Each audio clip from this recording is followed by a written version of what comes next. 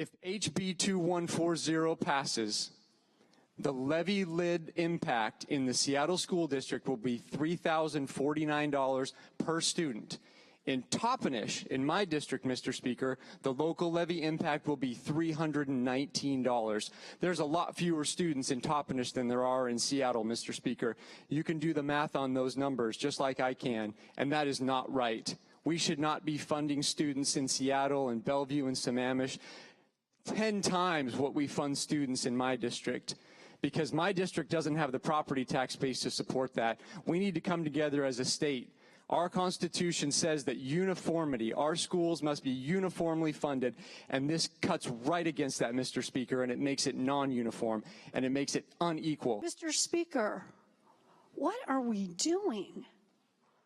Yes, this bill will give the option for local voters to decide, do they want to tax themselves some more?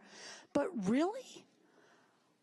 How on earth do we have the guts, I'll say, to even go back to our constituents? These are our neighbors in our communities, and say, oh, we're just asking you, just think about maybe giving more of your money to us. Really? Can we not do a better job prioritizing K-12 education? We sent the school districts a ton of cash, billions of extra new dollars, and that money got spent, and it got spent fast. And now the money that got spent is not sustainable, and they're asking us to allow them to go back to the citizens again and say, one more time, we want to put a levy on you so we can draw from you, the citizens, more money to pay for more education, because we didn't live within our budget as we needed to. Contracts were not honored by both sides. And so, Mr. Speaker, I'm saying no. I'm saying our citizens have given enough. And now the state needs to live within its budget, and the school district needs to live within their budgets.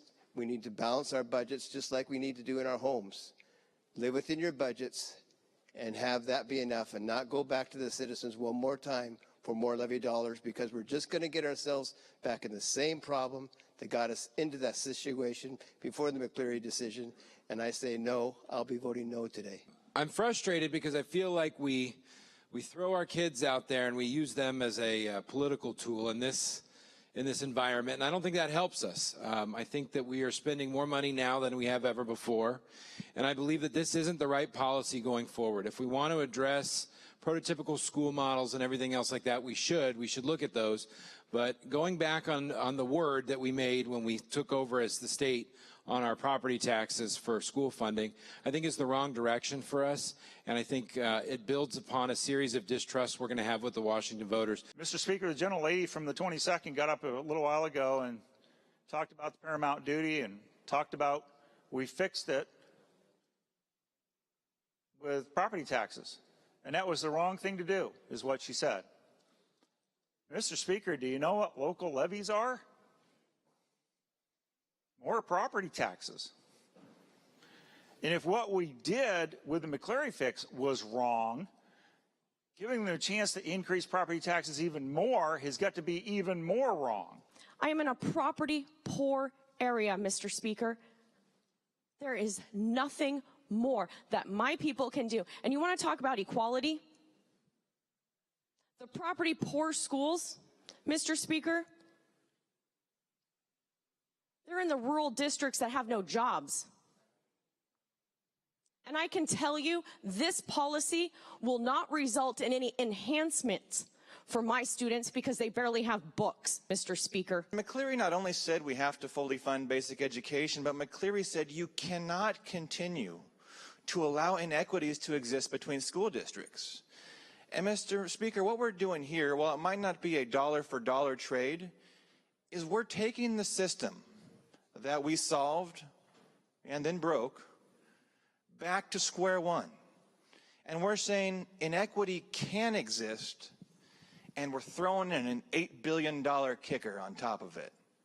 That is the wrong policy. That is not what we promised our taxpayers. That is not what in a bipartisan manner we solved. We need to vote no on this bill. We allowed our school districts to continue with the local levy for another year so that they would not face any layoffs for their important employees. Well, that caused 2018 for property taxes to be off the charts. And when I heard from so many of them, I would say, hold on, help is on the way. Hold on, because in 2019, your property taxes are going to go down, and it will continue to go down for several years so that it will get to the point where it will have made up for what happened in 2018. So each school district in my rural communities, Blaine, Ferndale, Linden, Nooksack, Mount Baker, Meridian, they've been hanging on because they knew there was that promise that their property taxes were going to go down. And now this? What are we going to tell the taxpayers in our communities, my constituents, my neighbors, my friends?